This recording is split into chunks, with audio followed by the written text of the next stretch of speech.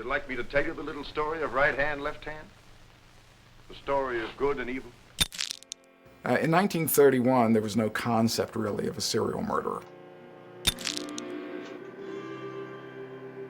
What was so terrifying, he didn't look like the monster. The movie Frankenstein that had come out, or Dracula, he looked normal. It's not having a herd of sheep and a wolf approaching, looked like another sheep. Ladies and gentlemen, Harry Powers.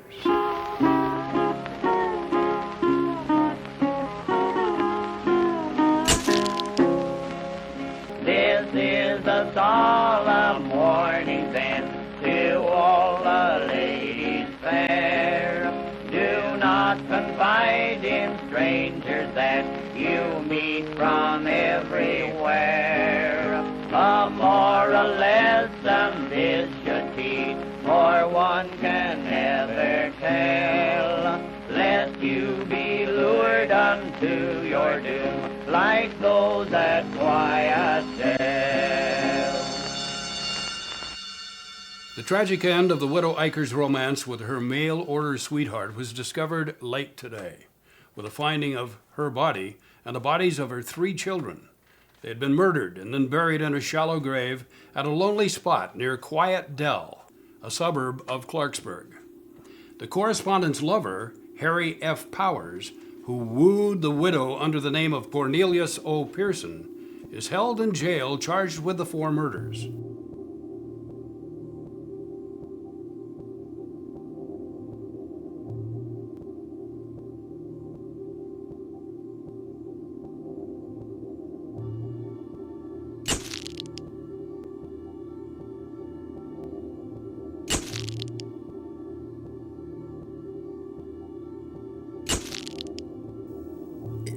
They were horrible looking, you know.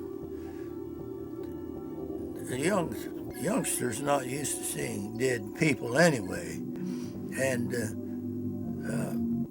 there were 5 of these corpses, and they had detailed pictures of all of them. And as I said before, I just couldn't forget them. I couldn't sleep as a child for a while till them images began to fade away. The murder farm is a board and batten garage. It was just very makeshift. There were some other outbuildings there. Inside the garage there was a trap door, which is part of why the police didn't find the evidence sooner. They did find a noose above the trap door. Well, I don't remember a time or anything, but I know it was sunny, and of course the bodies already had been taken up. I remember going out there and going in that building and down those steps into that basement. I can remember vividly, especially the odor, because I was just a young boy. When they finally found the bodies, it was very gruesome, where they had been hanged. There was evidence that the boy, there was flesh under his fingernails. When they had exhumed the body of this 12-year-old boy, they found in the autopsy they found a lot of skin underneath of his fingernails, which was supposedly come from Mr. Powers. Here's a young 12-year-old boy fighting for his life, and that got to we young people.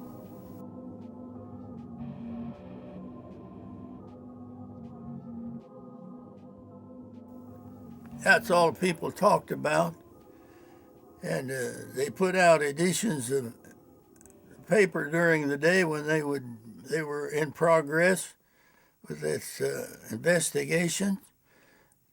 Special editions every 2 hours, it seemed like, and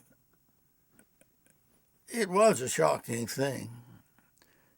Everyone knew that this story was going to sell, and it was going to sell big. The people involved in the Powers case got plugged into these roles, whether or not they really were suited for them or not. And in some cases, I would argue that the facts of the case get somewhat sort of distorted in the media accounts because they're so determined to sort of plug it into that pattern that, you know, Powers is going to be portrayed in a certain way, regardless of whether or not it's an accurate representation, but he's going to be portrayed in a way that's going to sell the most papers.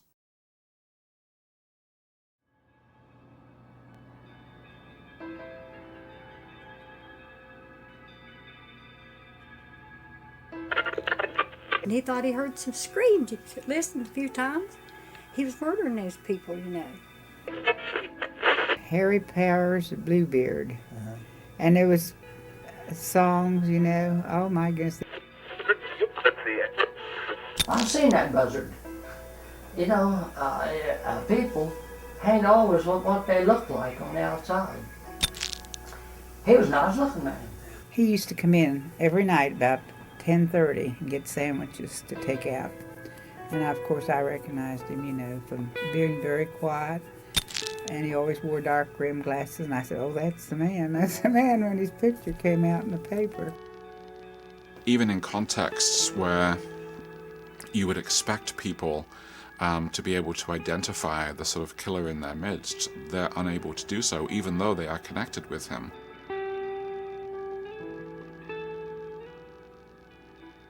People were genuinely stunned when they realized like who this is. So in other words, the serial killer is very, very rarely that disturbed loner living in that sort of like seemingly abandoned house in the middle of the block that you tell your kids to stay away from. I mean, that is perhaps one of the popular images of what this person is like, but the reality very infrequently sort of matches that. He's kind of a heavy-set guy. He was balding, middle-aged, not the type of person that you would think would, be a romantic lead in the story. When you see these pictures of him, you kind of wonder about his success in a way. For people who had some impression of who a murderer might be, they wouldn't be living in a nice suburban home running a small business. I think that's part of why people trusted him. This man, Harry Powers, was known all over the city because he was a salesman. He sold, I believe, sweepers, and he'd been at everybody's door. Everybody knew him, knew of him, and he lived a very quiet life. Harry F. Powers, known today throughout the nation for his abnormal atrocities, lived such a commonplace life here these past 4 years that the town recalls him merely as a flabby-faced, well-dressed man who apparently minded his own business and expected the world to do the same. Powers lived a life of obscurity since the 1st of June, 1927, when he came here from Cedar Rapids, Iowa, to marry Luella Strother. This is where he first started to get into the marriage racket. He stopped in a number of different places under different aliases, set up post office boxes. He had written at one time to more than 100 women at once. Lulu Strother, she wrote a letter to him and they started a correspondence. And there was something there that drew him to Lulu, and that's probably the most unexplainable relationship that he had with a woman. It was like a balance. Am I going to kill her or not? And it continued like that. She did not realize she was living on the edge, and he had to take her sister too if he ended up killing her. But for instance, when they got married, they didn't get married in West Virginia. He got married in Maryland. And he said, don't tell anybody about it. Well, they got back, and I think one of the factors, she had a dying mother who had some property. So he thinks, well, I can do this a little bit longer. One time he tried to get insurance on her and her sister. And the insurance agent said, well, they have to come in. He said, no, I can't do that. people are understandably amazed and dumbfounded and puzzled by the ability of these individuals to live a double life and not have it break down way before it does. But I think everyone does that to a certain extent. I think even ordinary people compartmentalize their life to some degree, even if it's not taking the stuff that happens at work home with us. It's that Jekyll and Hyde myth. I mean, Jekyll and Hyde, as soon as it was written by Robert Louis Stevenson, back in the late 19th century, it immediately became, this mythic story because, we recognize in that story, this phenomenon that, that is true of human beings, that dual nature. And it's illustrated in such a dramatic way with serial killers. He had developed this part of his character and needed to keep it separate. He even had a code book of how to write the letters, so he wanted to send the same one over. If you have 100 women that you're romancing, you don't want to send the same one. You might look like you aren't truly interested in them. The Powers case makes people anxious because it perhaps illustrates the extent to which people have become sort of like uprooted and therefore more vulnerable to being exploited by someone like Powers. If you run into someone unscrupulous, if it's in the context of a village where you and your family have lived for generations, the stranger is going to stand out very easily. You're going to be able to recognize them. You might even have a natural tendency to be suspicious of them. But if you meet that person in the context of a nation of strangers, or at least a community where you don't necessarily know very much about who you're living nearby or who is in your neighborhood, then it's much more difficult to pick the dangerous person out of the crowd. And I think the Lonely Hearts phenomenon is a great example of that.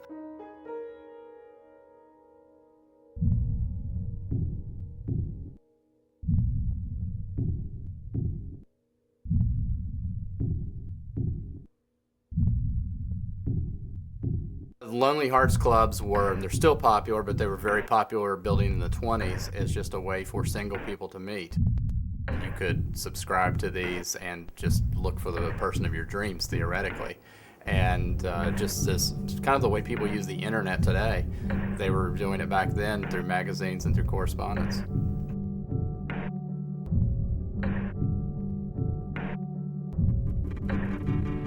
Here you have like a perfect demonstration of a community that I think from many people's point of view during the time, they would look at something like Lonely Hearts magazines and say, here is evidence of the extent to which our community has broken down. We have a group of people who are coming together with nothing in common other than the fact that they have no one. They are lonely, they are vulnerable, they are needy. For someone like Harry Powers, the ads in those Lonely Hearts magazines was like a buffet. So vulnerable, so willing to be trusting, so easily taken in by promises of love or prosperity.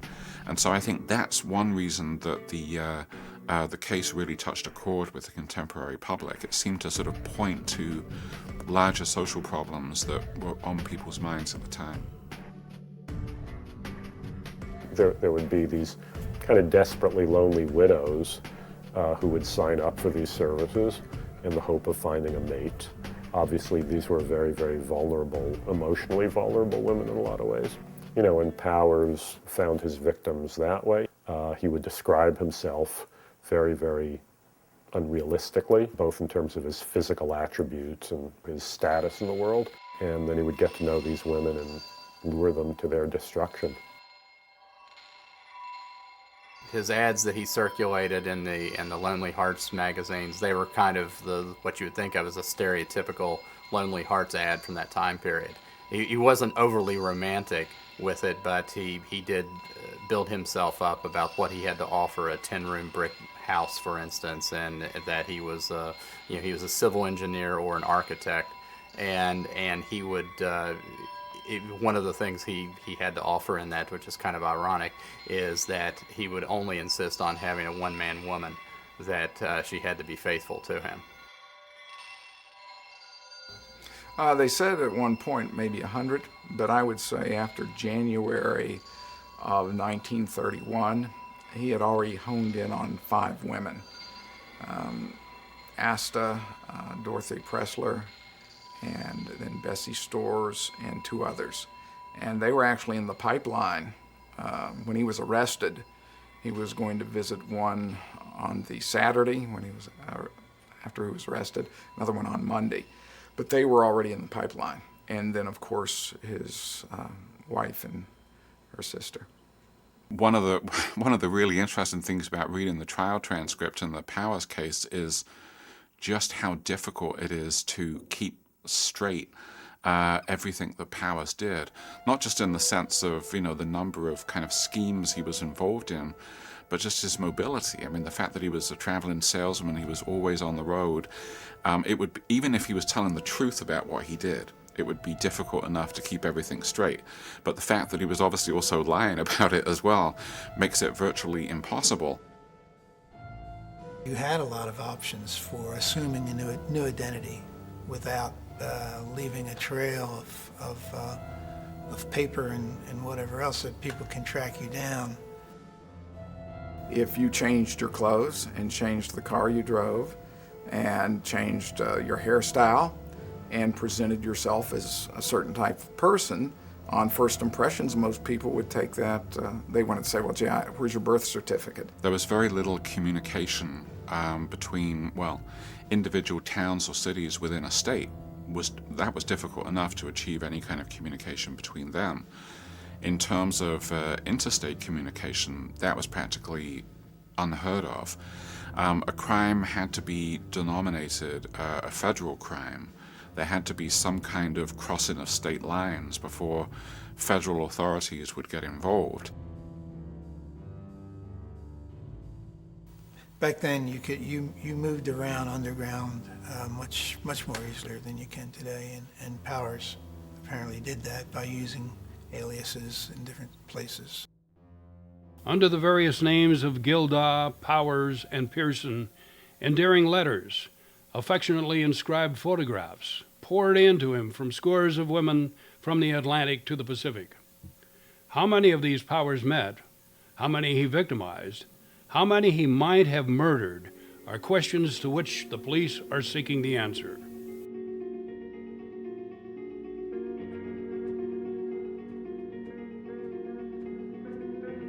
Parents have a tendency to always believe that their child is going through a phase. If they get a different environment, things might work out differently. And a lot of times kids do turn around. But in Powers' case, it was something that would never change. He got in a lot of trouble in Holland.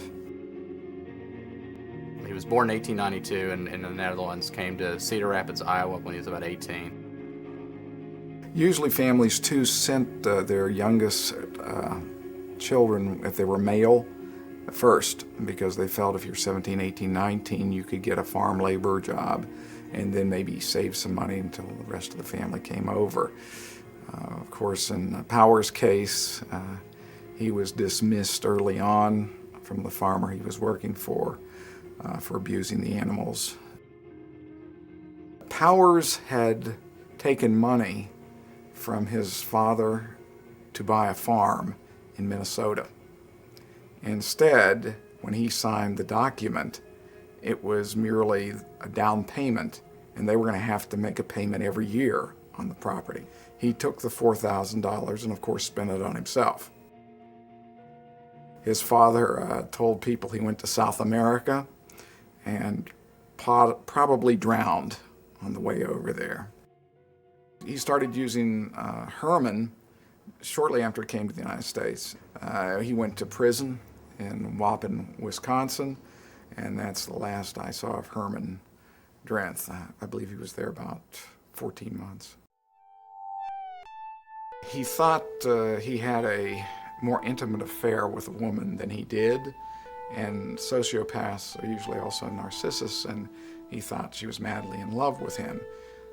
When she married someone else on Valentine's Day, this was somewhat surprising. He broke into their home. He ripped up her wedding gown and other things and tried to set it on fire, but the arson didn't take. So he was arrested and convicted of burglary and was sent to prison.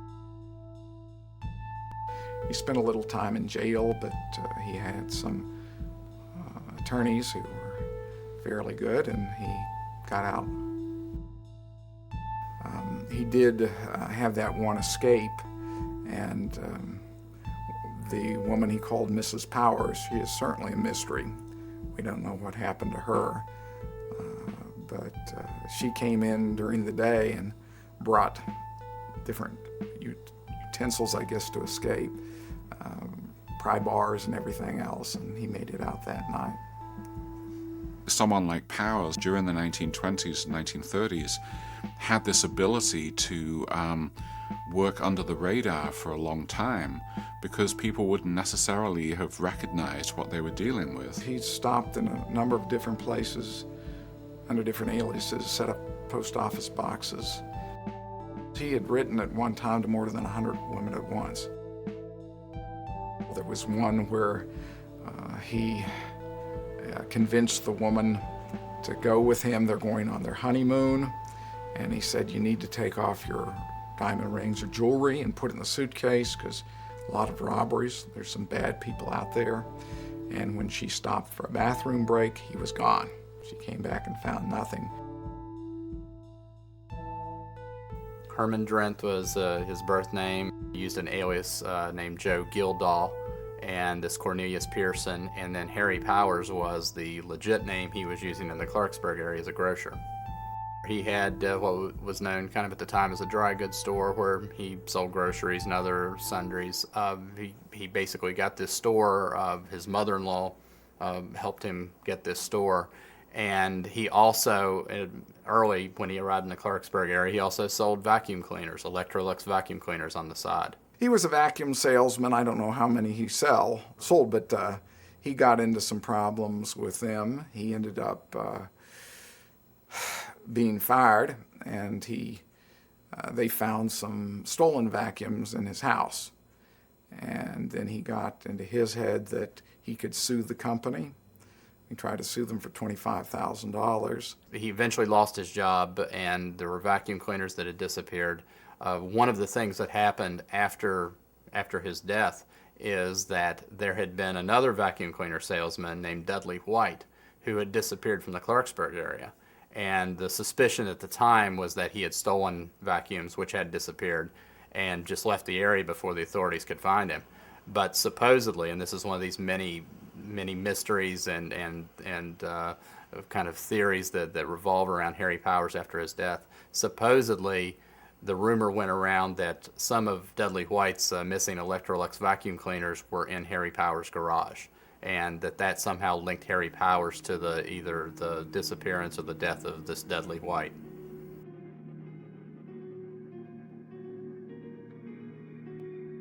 Sociopath like Powers is someone who has a void where his feelings or his caring should be, yet very intelligent, and he knows how to act in certain situations. You know, the extent to which somebody like Powers assumes these different identities is an indication of something that I also think is true of a lot of psychopaths, which is, you know, they're kind of hollow people in a way. He also was the type of person that would be very calm around authority figures. And also he learned early on that impression management is very important. The type of clothes you wear or the car you drive is the first impression you make on people.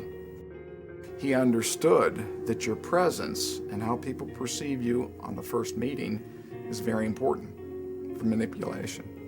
The media still has this habit of representing killers as being different from us, even when the physical evidence doesn't suggest that at all. I mean, I think a good example of this is the Son of Sam case in New York in the 1970s. There's a great example of how before the individual in that case was arrested, partly because he'd sent all of these letters to the press, very vivid letters in a lot of cases, and had given himself this name, the Son of Sam. Right before the arrest, he had achieved the status of this kind of like mythical, supernatural, seemingly all-powerful kind of folk demon. So people were prepared, I think, literally for anything, if an arrest was ever made. So then what happens? David Berkowitz is arrested. This kind of pudgy, ordinary postal worker from Yonkers. And I think at the time that arrest was made, a lot of people take one look at Berkowitz and say, "You've got to be kidding me. Central Casting screwed up. This is not who we were expecting. This is not the Son of Sam. There must be some kind of mistake." And so when we're faced with a situation where the media image contradicts the reality, which one of those are we going to choose? I think for the vast majority of people, they're going to stick with the media image, even though they know on some level that it's not accurate. It's a scary thing about serial killers, because you read, the accounts of people who've interacted with them, and, even, people who are very, very, very, very, expert in the fields of psychology and so on and so forth. They can really be suckered into starting to, feel very, very sympathetic and so on and so forth. They're con artists. They're extreme con artists.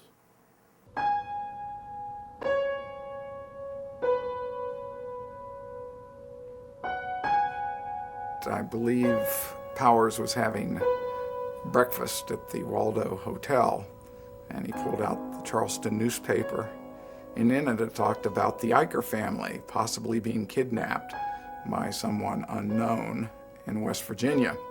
And he actually almost fainted and paid for his meal and left without eating it. Well, the police were contacted, I think on the evening of August 26th, by the authorities in Park Ridge, Illinois, saying that this family, the Eicher family, was missing, and that they found correspondence from Cornelius Pearson in Clarksburg. So they contacted the Clarksburg police, and the next day the Clarksburg police went to the post office and they found Cornelius Pearson listed on a P.O. box, and they were able to easily track this to the address on Quincy Street in the Broad Oak section. And lo and behold, it was Harry Powers. So what they did was go before a magistrate. There had been arrests for bootlegging and Quietel. They said, here, this person has a big garage with a garage underneath, very unusual.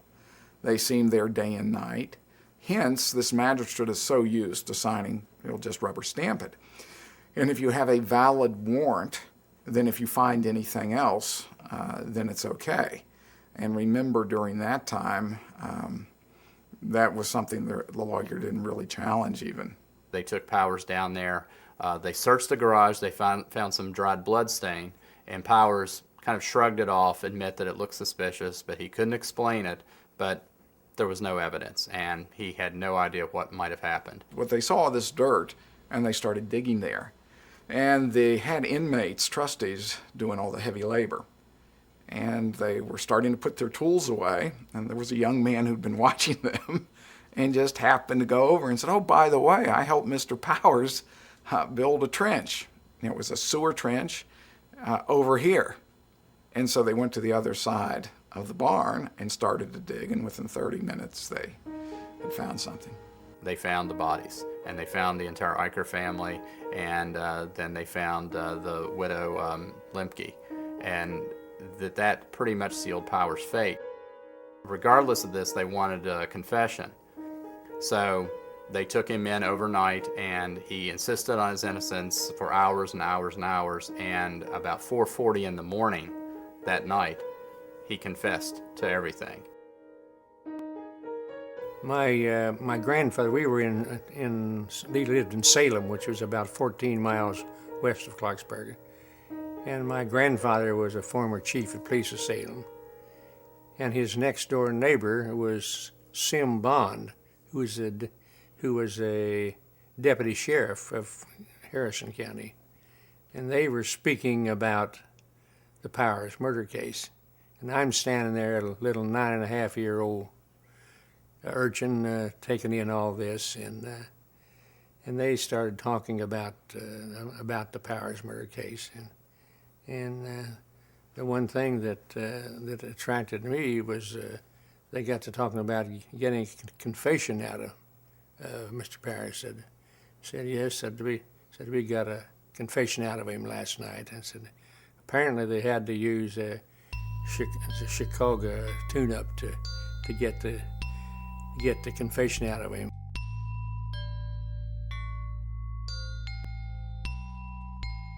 The West Virginia law enforcement, who have to be considered amateurs at the third degree, are using force. They weren't used to doing that sort of thing.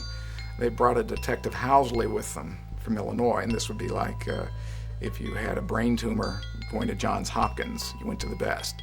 They brought the best, a true professional, and he took over the interrogation. You have to remember, too, these three officers had driven straight through, and they were tired, upset, and you have a man who kills women and children acting like he knows nothing. Probably not a good combination.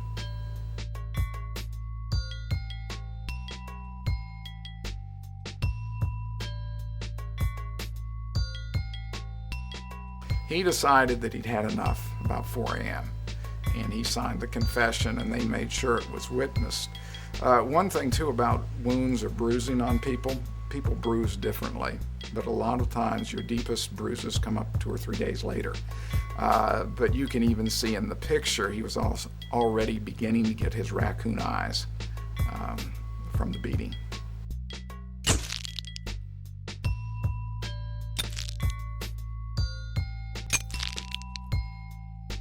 I remembered delivering the Clarksburg telegram, and here's a picture of Mr. Powers with his eyes all black and his shins all scuffed up, and he looked in a pretty defeated condition. When you look at those photographs of Powers after the police, got done with him, they're pretty shocking in a lot of ways. But the third degree was fairly standard back then. You see a lot of these crime scene photographs where you see the suspects after they've been in police custody, for a night, and they're in pretty bad shape. J. Edward Law, Powers' attorney, sought to take a physician into the cell to examine the prisoner, who claims he signed the confession only because he had received such a severe third degree. The sheriff refused the doctor permission on the grounds that Powers isn't sick. It is generally believed that Law will ask for a change of venue, for feeling is so high in this county that he will probably never risk a jury trial here. "Hey, missus," calls a little boy, "want to know the way to the murder farm?" He falls into step and starts to talk. He's not more than 7. "Say, missus, do you know what they ought to do to that man? They ought to put him in the basement just the way he did those children. That's what they ought to do, and starve him." That is the street corner judgment today.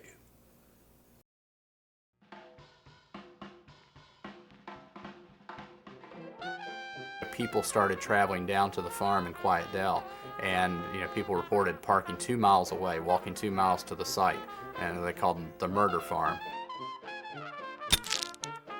Yes, they charged 25 cents for adults and 15 cents for children. And they said it was an educational tour. At that time, they used the term amusement park for the House of Horrors. I think there was this morbid curiosity, but at the same time, it was almost like a fair. It was like a morbid carnival where everyone was coming in to get a look. In that day, people immediately showed up at the scene and helped to dig. Hundreds of people were there. And if you go to an amusement park and you've paid a whole 25 cents, you want a souvenir. Obviously, the police had lost total control of the entire scene. The fact that these people are charging admission and there's literally hundreds of people rummaging through the farm at the same time they're trying to collect evidence. It just must have been a bizarre scene. The way people react to situations like that went on. Today it'd be a whole lot different. Today people would be glued to the television set and waiting for the latest announcement. Back in 1930, of course, you didn't have that option, but you had the option of showing up, being present, and talking with your neighbors and discussing what's going on. Internet culture has really sort of enabled this aspect of people's interest in serial killers to thrive. So you now have the existence of a trade that's known as murderabilia, which are essentially websites on which you can purchase a number of serial killer related artifacts. You know, many people have the sense that this is somehow symptomatic of some very, very modern, contemporary, you know, sickness and moral rot and corruption. But the fact is that human beings have always wanted to have souvenirs of horrible crimes.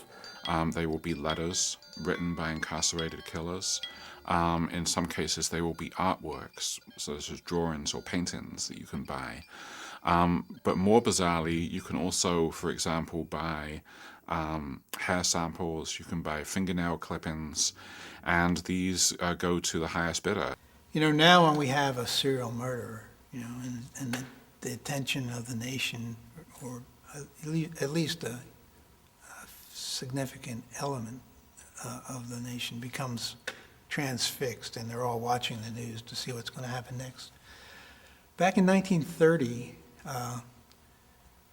that was the case in terms of the print media and the newspapers, but there's also something that people of that era had a strong desire to do, and that was document it in a different way, an older way, and that was writing a song about it.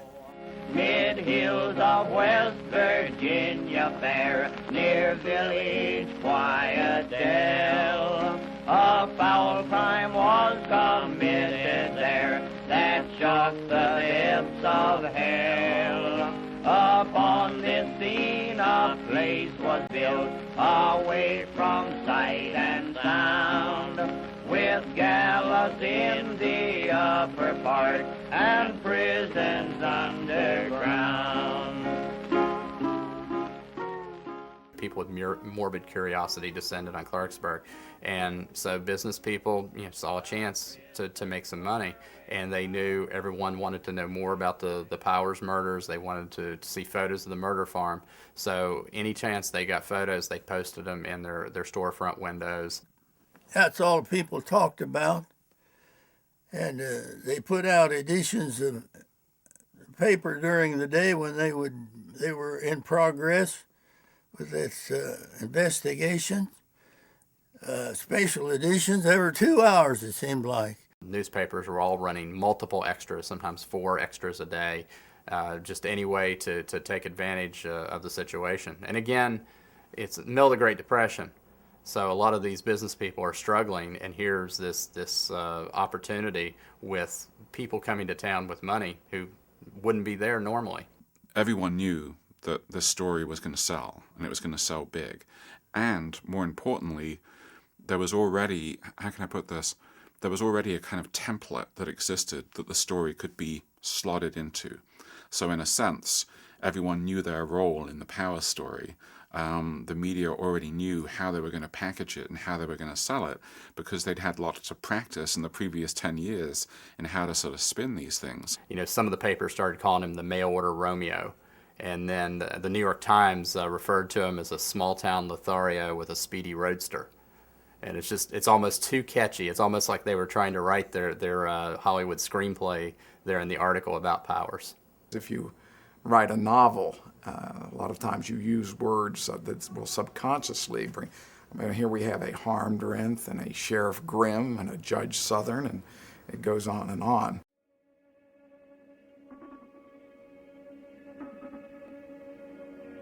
The interesting thing about the Bluebeard figure is that it's a very old figure. I mean, the original source for the Bluebeard figure is a 17th century French folktale by Charles Perrault.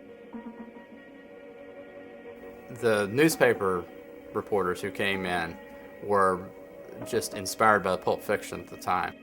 So you see these writers combining often literary references with slang, popular culture slang from the time. And one of the most famous that stuck on him was the Bluebeard of Quiet Dell. This is a comparison which makes perfect sense, partly because a case which on the surface was very similar to that of Powers had become sort of internationally famous about 10 years before. Involves a guy called Henri Landru. And this was a case involving Landru communicating with women through the French version of Lonely Hearts Clubs, making appointments to meet them, bringing them out to where he lived, seducing them, robbing them, and killing them and disposing of the bodies. It concerns this young woman who is married somewhat against her will to this very wealthy but kind of grotesque-looking aristocrat who takes her off to his castle. And at one point in the story, he has to go off on a trip, and he leaves her with keys to all the rooms in the castle. She was told there's one room in the place where she's absolutely not to go in, So, there's a motif right there. It's just one forbidden thing, like Peter Rabbit's not supposed to go into McGregor's garden, But, of course, when the opportunity rises, he has to do it. So the woman has to get a look into this room.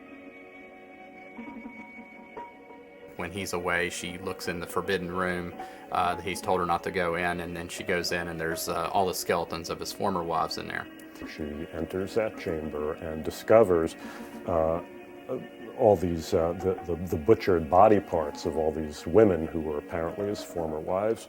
And of course she runs out of there in horror, but what she discovers is that there's a drop of blood on the key, which she can't remove no matter what she does. And this is another, really old motif where you can't wash the blood off a key of a murdered person, or a lot of times I hear it around here as you can't wash the blood off the floor where someone was murdered. No matter what you do, you can scrub it, sand it, whatever, but you can't get it off. Well, this happens in this case too.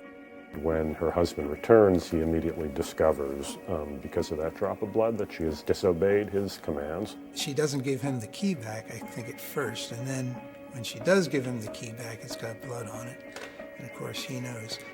There's the Lonely Hearts angle, there's the economic angle, there's, the seduction of women and the disposal of the bodies and so on and so forth. So this was, again, like one of those things that I think of as a kind of narrative frame to sort of help people understand and to make sense of the event. And one way to do that is by giving them something to compare it to. And so the Bluebeard figure becomes one way to make sense of the kind of person that Powers is.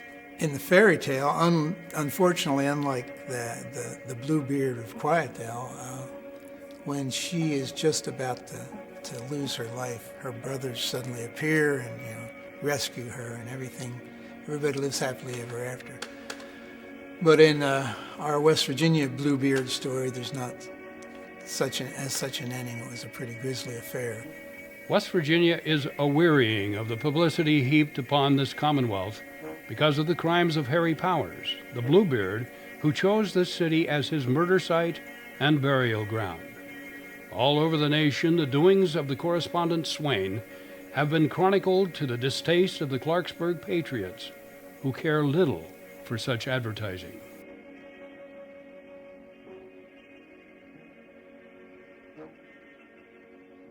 There were several reactions. I think the logical reaction anybody would have in a small community like that is there was a lot of anger, there was a lot of fear, because especially at first, nobody was really sure whether he did it alone, whether there were accomplices, whether this was part of a larger, crime wave. And in the beginning when this happened, they were almost, this puts Clarksburg on the map. Look, we're on all the newspapers.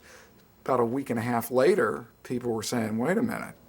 This isn't the kind of publicity we want. This isn't going to draw business to our neighborhood.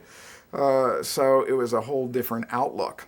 Children were afraid. You hear stories still today of people who were small children at the time, and they were basically taught to stay in their houses and lock their doors until this is all over. And then the anger started building when everyone realized that Powers was behind this, and that crowds started growing outside the jail. Well, they didn't have television. They didn't have all these other things. You had a radio. This was a big event. This would draw people together to a lynching. In Clarksburg, it was a way for people to show their outrage.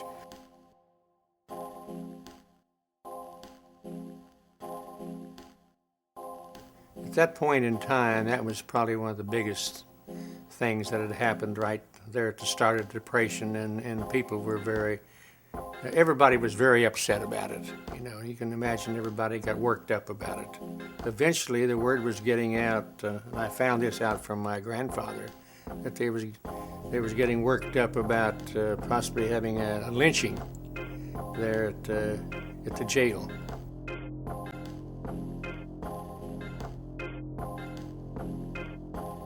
We heard that there was a mob gathering. Lynch him, Bluebeard! You wouldn't think that people would act that way, but they did. I understand there was maybe 4,000 or 5,000 people there, and they were throwing things at the firemen that it was trying to spray water on them to keep the crowd down. And it was, according to the story in the newspapers, it was very near to a riot situation.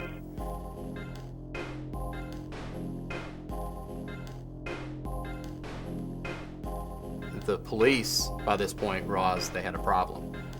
Again, their job was to keep this guy alive and safe long enough for the trial to occur. And here, all of a sudden, it's like something out of an old Western, where the posse rides into town to carry the guy off and lynch him. The mob was noisy. They were howling, screaming, and there were police scattered through the mob. They sprayed him with tear gas, and that they didn't have nearly enough tear gas for 4,000 people. They got the fire department to turn hoses on them.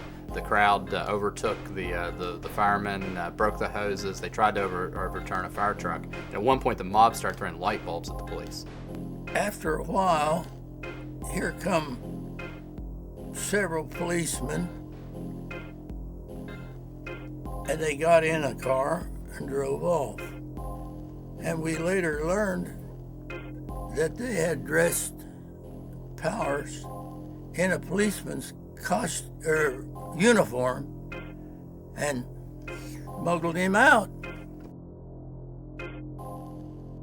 Somehow the police managed to hold him at bay long enough to where they could sneak Powers out the back, really in the early hours of the morning. And they snuck him into a car and got him to Moundsville, to the state penitentiary.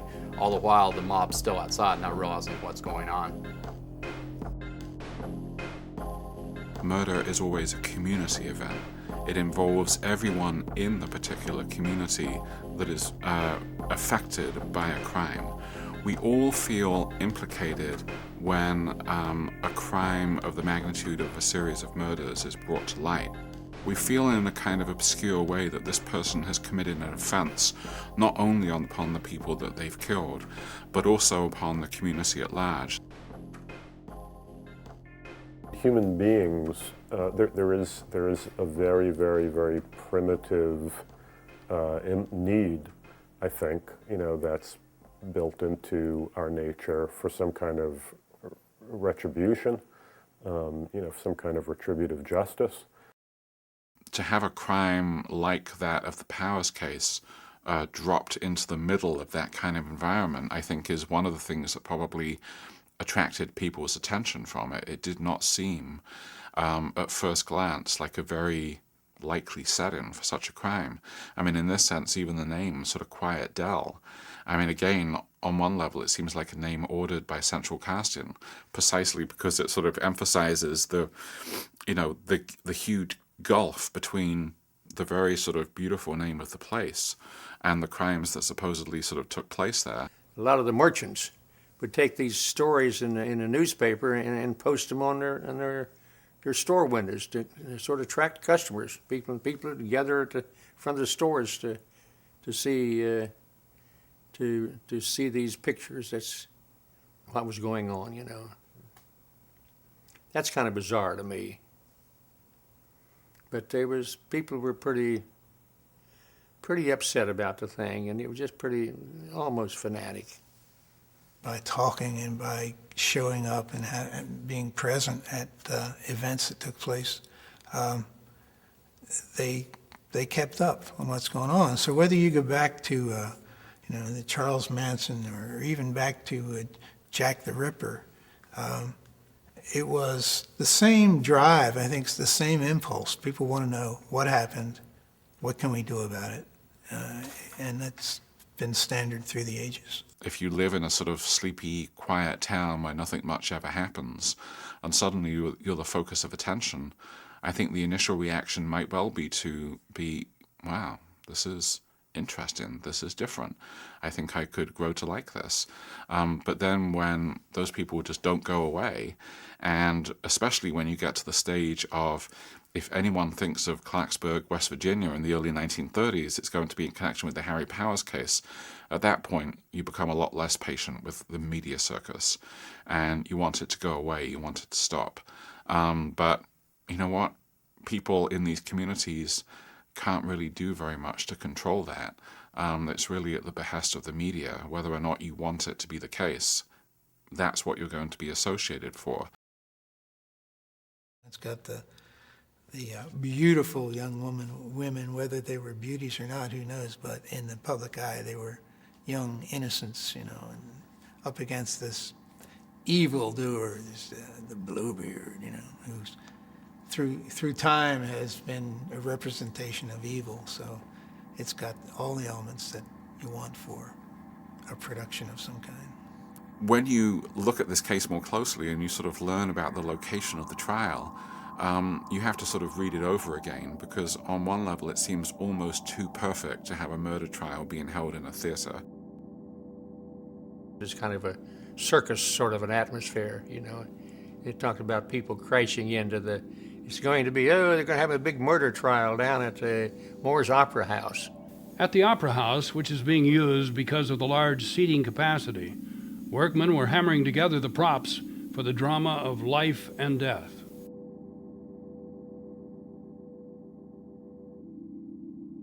The county courthouse had been demolished to make way for a new one, so they needed a place to hold the trial, so the state rented this opera house because it knew it needed seating. Right up front, it almost acknowledged that one of the main purposes of this isn't justice. This is a public event. There, in the center of a brilliantly illuminated stage, Judge John C. Southern will direct the unfolding of the plot. Prosecutor Will C. Morris will be a sort of stage director, putting the cast of 50 witnesses through their parts. The principal actor in the present drama, Powers himself, prepared for his stellar role by getting a haircut, having his clothes pressed, shoes shined, ordering a new shirt, and selecting his most gaudy tie. These trials do become forms of theater, and they're turned into theater by the media. There are these real-life melodramas in which, that have all these elements, that people love, having to do, obviously, with a battle between good and evil. Powers first killed rich New England widow Mrs. Lumpke by luring her to his death garage with a promise of marriage. She was asleep in the car as he pulled inside the garage, locked its doors, and lifted the trap door. He then lit a single gas lamp in one of the 4 concrete underground rooms and invited the unsuspecting woman downstairs. Powers' murder of Mrs. Asta Eicher and her children was even more horrifying. Powers hypnotized the youngsters, ages 14, 12, and 9, into submission. While in the entranced state, Powers proceeded to smash the skull of 12-year-old Harry Eicher while his sisters watched on. All 3 were severely beaten, strangled. Powers used a mechanic's hammer, rope, and his hands to perform the dastardly deed. do the participants in this drama know what their role is? Do they know what they're required to do, and are they willing to do it? I think lawyers can always be counted on more or less to sort of play that role, and when given an audience, they will make the impassioned speech. They will do what's required of them. And judging from the press coverage of the Powers trial, they had a couple of lawyers in that case who were certainly willing to sort of do what was required. With Powers himself, it's much more difficult to say. I mean, the press coverage really sort of had to admit, in a sense, that Powers seemed more or less completely sort of disinterested in what was going on. Just kind of like sat there chewing gum throughout most of the trial, seemingly sort of disconnected from events around him. And people gathered early to go, and as they brought their lunches, and I learned later from speaking to my wife that that her aunt did attend the ceremony there at the Moores Opera House. She said that she had gone to the Powers murder trial, and she had taken her lunch with her because she was afraid she would lose her seat if she got up to go out, you know. So that way, she just stayed there, I guess, as long as she could. As I understand it, there was no loudspeakers or no sound systems where people could find out what was going on up on the stage. So probably the people sitting even very quietly in the theater there probably couldn't even hear what was going on.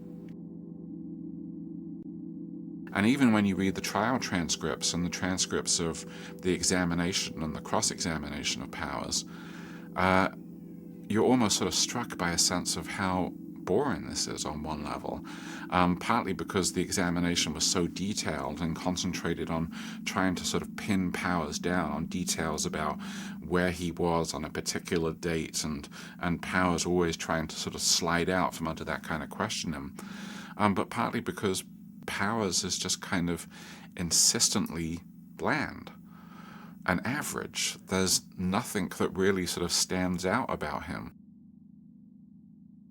I think from beginning to end, I think it was a 10-day trial, including the deliberation.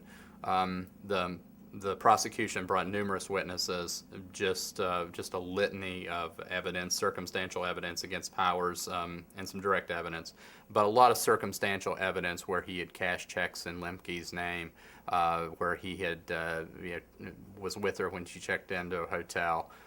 There's just a ton of circumstantial evidence, and then when it came time for the defense, they only had one witness, and that was Harry Powers, and he got up there, told his story, again pleaded his innocence, but really had no evidence. He had no way to refute this other information other than just kind of these vague references to a couple of other Lonely Hearts members named Johnson and Rogers, and that they needed to be questioned because, you know, they were the ones who were somehow responsible. When he had that opportunity to sort of play this big dramatic role, Powers is either not willing to do that or not able to do that.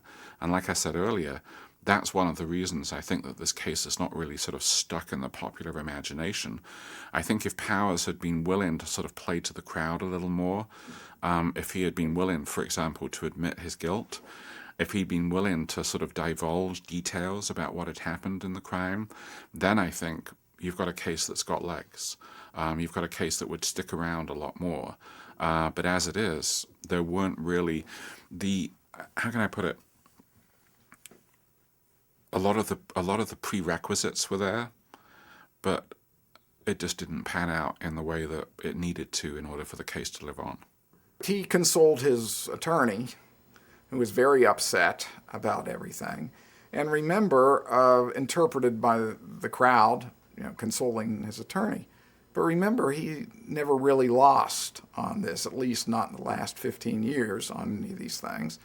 And he was absolutely sure. He also thought he was smarter than any judge or lawyer. And he said, see, I was mistreated in the confession and all these sorts of things.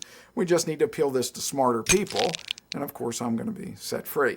According to the papers, after the trial was over, then they passed the word that he had been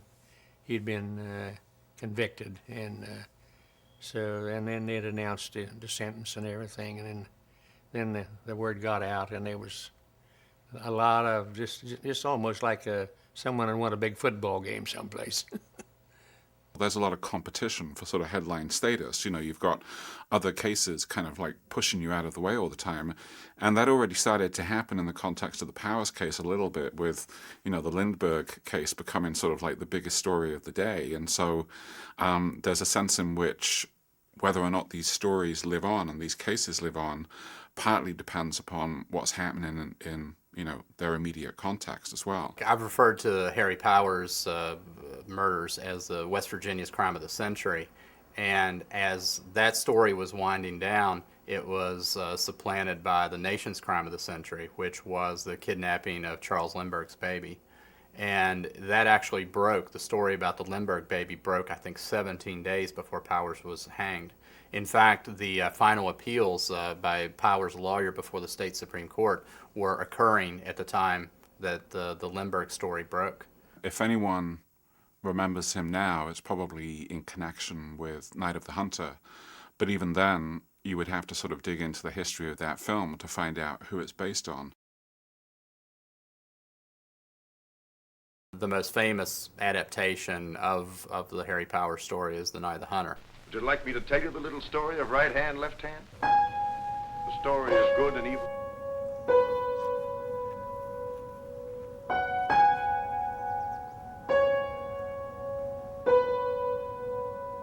We're standing outside the Whitegate Cemetery in Moundsville off Tom's Run, and in the cemetery is buried Harry Powers, who died in March 1932. Davis Grubb was 12 years old, living 7 blocks away when the execution took place. Harry Powers was hung by the neck. Davis Grubb, who was from Moundsville and grew up in Clarksburg, remembered this story from his childhood, and he adapted it greatly, but he still kept that central character of somebody who preyed on wealthy widows, and he didn't even change the name much, as the lead character in Night of the Hunter is Harry Powell. Davis Grubb loosely based Night of the Hunter on the Harry Powers story. And of course, Davis's Harry Powers was a preacher, but the real Harry Powers was a sweeper salesman in Quietdale. The novel and then the movie Night of the Hunter, in which Robert Mitchum plays this itinerant preacher. Never mind what John said. John's a meddler. He wasn't trying to play some bad guy. He wasn't turning into Mr. Hyde from a nice guy, Dr. Jekyll. Somewhere inside him, he was drawing on something that he was believing he was that made you believe it. And that's what was terrifying. I mean, it was like a very adventurous film for its time. I think probably had something to do with the fact that, you know, Charles Laughton had like quite a lot of pull, and I think was given a kind of freedom that, you know, a lot of other people would not have been given. But yeah, I mean, it's still regarded today as a kind of like landmark. I think it's still one of the greatest films ever made because it's a combination of things. It's, again, visually how stunning it is, how jaw-droppingly stunning it is. And, you know, it's always there has to be some kind of a threat. You know, Hitchcock believed in that. Show the threat, you know, make the threat known, and then put people in the situation where the threat is. I think the author, in his depiction of the character that's based on Harry Powers, really does a very, very good job at evoking the psychology of people like Powers. You know, there's this fierce hatred of women. You know, this sense that all women, you know, on some level are whores, you know, and deserve whatever horrible thing happens to them. You know, it's almost more myth than true. And it was more myth than true. As much myth as true. I think the character of Harry Powers became an imaginative touchstone for Grubb, because the same thing that Powers represented in life was the things that Grubb was trying to fight. Corrupt religion and unbridled greed, and how that results sometimes in violence that doesn't make any sense. says, evil tatters of the ghost of Harry Powers, the monster of Quiet Dell, still drift out in fume in Harrison County. Not so much for what he did to us, but for what Harrison County and the state of West Virginia did to him. Evil like his is our cancer, and one does not cure cancer by hanging it in a noose or with an electric chair. The witness of these spawns more Harry Powers.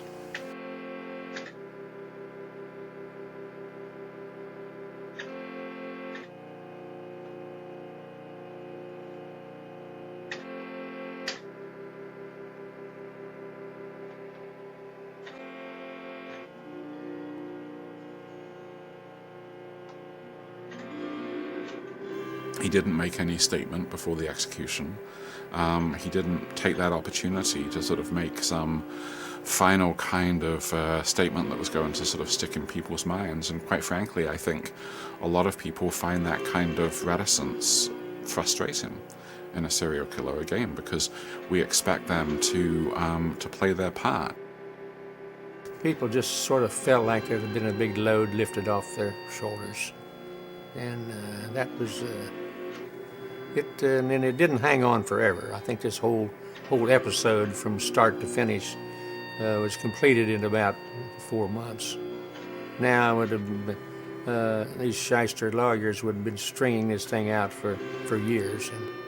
And in retrospect, and some of the information that I've read since that time, I've wondered about the validity of that trial. I don't think a lot of the stuff that went on and presented was not very thorough. Here with every bit of due process done wrong and his rights abrogated in every way, yet the guilty person was hanged. And I think that's something we have to continue to ask ourselves. How much do we focus on due process and let guilty people go, or the fact if we don't have due process, we're going to get so many people who are innocent? I would certainly find fault with the process, and we shouldn't have a process like that, but I don't have a lot of tears for Harry Powers.